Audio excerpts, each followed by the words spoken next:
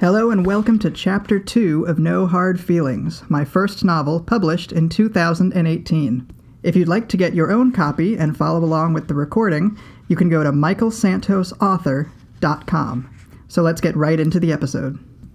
The first thing out of Ellie Harris's mouth when she saw him, she said, "That's quite the get-up, John. Nice blue suit, red tie, shoes all shined, and I'd be afraid to light a match near your hair. Where you coming from, a date?" John Lundell didn't want to answer that. Instead, he looked his partner over.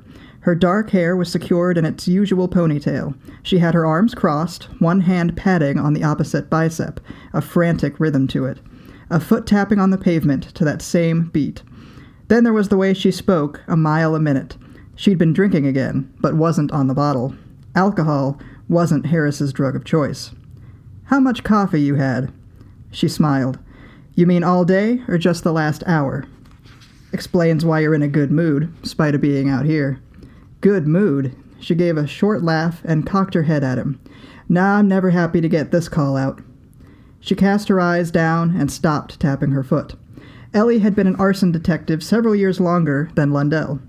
She first did a stint with the sexual assault unit, trying to help, she told him, all the women who are hurt in the criminal world. The first time the department offered her this job, she turned the opportunity down, believing she was doing more good in the SAU. Until a detective named Vince Mick McAdams convinced her arson was a different kind of crime, a different scene. It took strong people to handle the work, and he thought she was a hell of a cop. She joined the Charlotte Fire Investigation Task Force, representing the Charlotte-Mecklenburg Police in working with their fire department and ATF. Then, after 12 years working the beat, Mick couldn't shake a particularly tough scene with multiple casualties, and he took his own life. Lundell didn't know how she could ever get over losing somebody like that. He and Harris spent their days getting justice after fires, giving closure to the people hurt by them. But when somebody kills himself, who gets punished then? "Look," she said, "I don't know what's going on in there right now. Fire crews finishing up still. But this kind of call, at a crowded place like a nightclub, it leaves a mark that other fires don't. Know what I mean? Get yourself ready now." Lundell took in the club for the first time. Every window had a thick black stain of soot over it. The structure still stood, but pieces of brick had dropped off and shattered on the sidewalk. All over, glass and other debris. 2 fire engines and a trio of CMPD radio cars, blue lights blazing, idled out front. A crowd of people who'd stuck around after it happened watched from a distance and kept away from the emergency workers. From the cops. It was Wilkinson, after all. "I was a soldier," Lundell said. "I've seen bombed-out buildings in my time. I get it, I do." "Well, good, because this kind of case, it makes you question a lot of things. The job, if it's worth it. Want you to be prepared is all." "I know it." He didn't mind Harris handling him with kid gloves. He understood where it came from. Anybody else, and he'd chew them out for it, or think they were just playing tough. But he was glad to have somebody watching out for him, even if she could be over-anxious about it. She grinned at him, relaxing now and maybe catching herself treating him like a rookie. "I mean, I'm just not sure a guy wearing that much hair gel can handle something so heavy." "Hell, I'm more worried about you. All that caffeine has to wreck your nerves." "Where do you think my nerves come from? Sure don't wake up with them. So," she said, "go ahead and tell me about this date you were on. She pretty?" "Yeah, she was pretty." "Was?" "It didn't go well. She sells high-dollar real estate. Makes more money in a week than we do in a quarter, just about." "Where'd you take her?" "That new steakhouse on Trade, right in the center of Uptown. Steak served on 400-degree plates, candles on white tablecloths. The waiter takes your order on a tablet. And they have gourmet shrimp and grits for $32 there. I couldn't believe it cost that much. I can make it at home, one serving for less than 10. "Sounds nice, though." "I picked that restaurant thinking a woman like her would be used to that kind of place. Me, I felt like a stranger there. Then your call came in about the fire, and I left. The night wasn't going anywhere, and I figured, we're on the late shift, why waste time when there's work to do?" "She tried to reschedule with you?" "Yeah, she asked if I'm free next weekend." "Well, there you go. Guess you did better than you thought. But you're not going to take her up on it, I can tell." He shook his head. "Just don't see the point. When it's not right, it's not right." Guess she felt differently about it. When he didn't respond, Harris sighed. I know not a lot's been right since Laura left you. What was this? Date number 5 since then? 4. What had happened? Laura had come downstairs one morning and asked for a separation, saying she couldn't be his wife anymore after 3 years of marriage. How the hell was he supposed to respond to that? He wasn't an idiot. He'd known separation would lead to a permanent split. She'd said it had nothing to do with him, though he'd never really believed that. Then, when he pressed her on it, she told him there wasn't even another man. He didn't believe that either. What followed was something between an argument and an interrogation, as he kept pressing. But her answers never changed. Harris told him she'd heard of it happening to other people, too. One spouse ending the marriage all of a sudden, no real reason.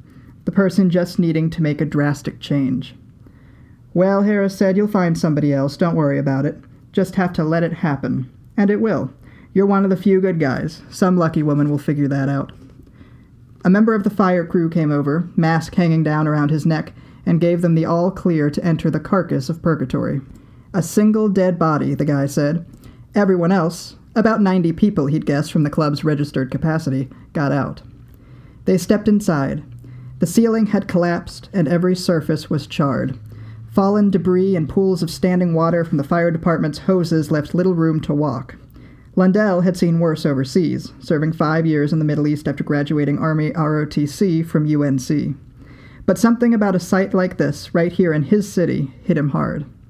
The body was in the back, the guy from CFD told them. Manager's office, off a rear utility hallway. But the corpse didn't belong to the manager. He'd gotten out too. The walls of the office were gone. By the looks of the metal framing underneath, the fire had started in that room. Lundell walked in and smelled charred wood and gasoline. He followed the odors and found the body at the side of the room across more debris covering the floor. The gas wasn't the only stench now. A layer of soot surrounded the corpse and looked almost like a police chalk outline, except it was made of the black dust that had flaked off. What remained of the skin, which wasn't much at all, was dark and shriveled. Not many features left for identifying, he said. It must have been quite a blaze. I heard this was the hottest club in town, Harris said. Guess that was true tonight. The hottest club if you're a dealer, for sure. All the dope trading hands in this place? Whole neighborhood probably has a second-hand high off the smoke. Lundell stepped over a destroyed piece of collapsed ventilation system to get closer to the corpse. He bent down next to the deceased, got close and studied the remains. The Vic's teeth are okay, he said. The lab can work with these. You already called the ME? Harris nodded. Right after I called you. She's on her way. She needs to hurry.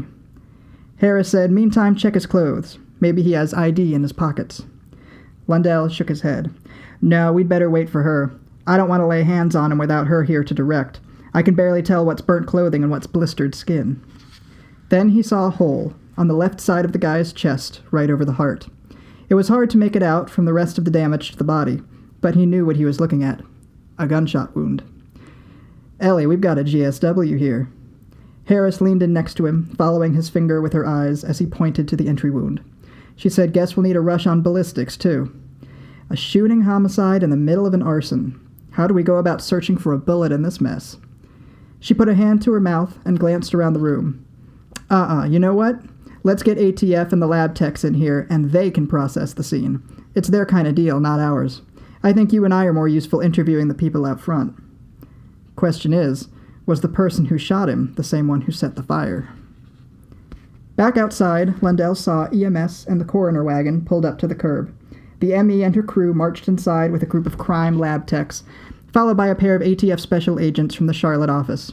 The firefighters were leaning against their trucks or standing and watching the cops run in and out of purgatory. They talked about the Panthers' upcoming games and probably longed to get home at the end of their shift. Then a voice called to Lundell from the bus stop across the street. It was a man with a bushy gray beard, wearing an old crimson sweatsuit with motor oil stains down the front. Better get out of this neighborhood, the man said. His face was angry, but the voice had a friendly quality to it, despite the words it carried. Lundell told Ellie to get started interviewing the crowd. He'd be there after he took care of this. He crossed the street, got in the guy's face, and said, "It's a bad idea to harass policeman." He shoved Lundell. "Boulevard's our place, not yours." Lundell grabbed him, cuffed him, and said under his breath, "Max, if you want to keep the gangs from finding out you're my CI, you need to sound more into it, more threatening toward me. Come on, let's have a chat in my car." Lundell brought him over to his Navy Crown Vic, set him in the back, and then got into the driver's seat. He spoke to his informant's reflection in the rear view. "What have you got for me?" "A lot, John. Oh, man, I got a lot. First, I seen 2 guys pull up to Purgatory in a black Audi S3. "You sure about that make and model?" "Course I am. I know my cars.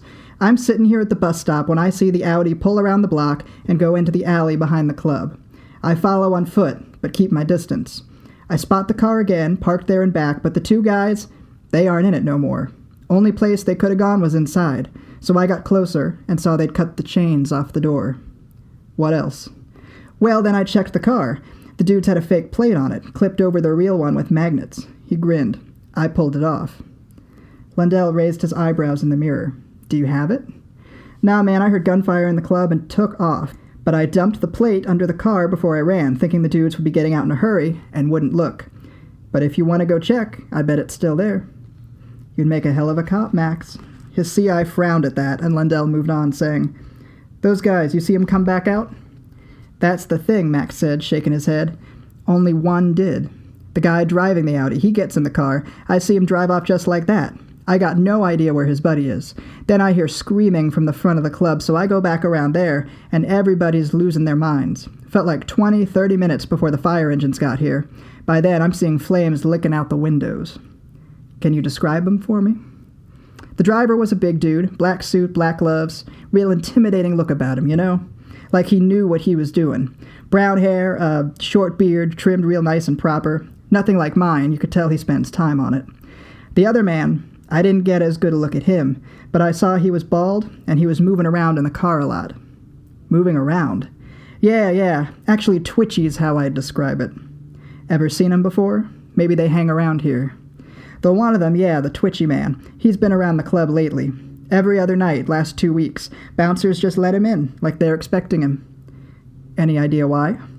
"Maybe he's scoring from one of the dealers. What most people come for. Place is owned by Isaiah Jackson, guy who runs this stretch of the boulevard. Former Hidden Valley King, still into dealing.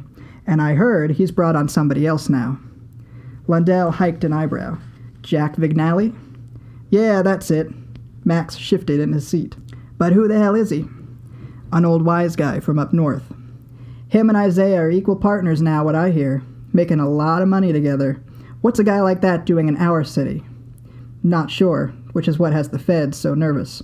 You hear anything more about him, you let me know, okay?" Max frowned. "Don't you worry about that. See, I know Isaiah from way back, same neighborhood. He brings his Lincoln to my shop in the hood, and I keep her running good for him, free of charge. He's not a bad man, you look past what he does for a living. But I don't know about this Jack guy. He's not one of us. Like you and me are on opposite sides, right? But we're both from here, part of the same city. Not your man Jack, though. He's an outsider Isaiah let in for some reason, and I don't like it. A lot of people don't. But hey, speaking of our deal, you gonna keep up your end?" "Always do, don't I? You ready?" Max nodded. Lundell got out, came around the side of the Crown Vic and opened the door for him. Max stood up, turned around, and Lundell uncuffed him, using that moment to slip 100 into his informant's hands. He waited for Max to walk back to the bus stop across the street, and then rejoined Harris in the crowd. He heard Max calling after him, "Y'all better stop coming up in here hassling us, you hear? Or I'll give you real trouble next time. You can count on that." 4 a.m, Lundell returned to his apartment in the Plaza area, southeast of Uptown and on the edge of Midwood. He didn't know whether to cook himself dinner or breakfast, it was so late. He'd called in a bolo on the Audi and the driver, and now the patrol divisions would be on the lookout for their suspect. Harris found the license plate Max had told him about in the alley and collected it as evidence. They took statements from as many people as they could find at the club, then went door to door in the neighborhood asking questions. Most of the people they talked to said the same damn thing. "I didn't see nothing, I didn't hear nothing." Typical. If they were standing right next to a guy who got shot, they'd still swear they didn't see it. The few who did help said they heard shots and ran. No, they didn't see anyone with a gun, but they hadn't been looking as they panicked. No, they didn't know who'd gotten popped in the manager's office. The statements had lined up with Max's account, and by the time Lundell and Harris clocked out at 3:30, they were fairly sure of what had gone down at Purgatory. But they still didn't know who'd set the fire or murdered their victim. What he did now, he made scrambled eggs and toast and ate at his kitchen table in silence. He was craving shrimp and grits. Maybe he'd make it when the new case finished up and he'd have time to prepare a proper meal. It would be a way to celebrate. He had always liked cooking. He remembered his mama showing him all the family recipes: Southern soul food, buttermilk fried chicken, potato salad with lots of dill, and of course, the collards going for hours in a pot with a ham hock. Wash it down with a pitcher of sweet tea, homemade and with a dangerous amount of sugar, as God had intended human beings to make it. He washed his plate and went into his bedroom. The apartment was small, but in an affordable part of town. He'd been fixing the place up over the year he'd rented it. The landlord wasn't interested in spending money, so long as the roof wasn't caving in, but she didn't mind him doing it on his own dime. The carpets had needed cleaning, so he'd done that to get a couple decades of dirt out of them. The green walls had been peeling, so he'd painted over them himself, a light gray, taking a whole day to do the job. He'd scrubbed down the white kitchenette to wipe away all traces of the last tenant. The apartment was beginning to look like a home, and he wanted a home again. Lendell turned on the television on the dresser. The local news anchors were talking about the fire. He laid down on the left side of the bed, which had been his spot when he and Laura were together. Then he turned out the light, flipped over onto his right side, and looked at the empty half of the covers in the dark. He let the voices from the television trick him into thinking he wasn't alone. And that was Chapter 2 of No Hard Feelings. Thanks for tuning in, and join me again next time when we'll get into Chapter 3, and you'll get to meet Isaiah Jackson and Jack Vignali. If you're enjoying this series and the other videos on my channel, please like and subscribe. And once again, if you'd like your own copy of No Hard Feelings or any of my other novels, you can find them on MichaelSantosAuthor.com. See you next time.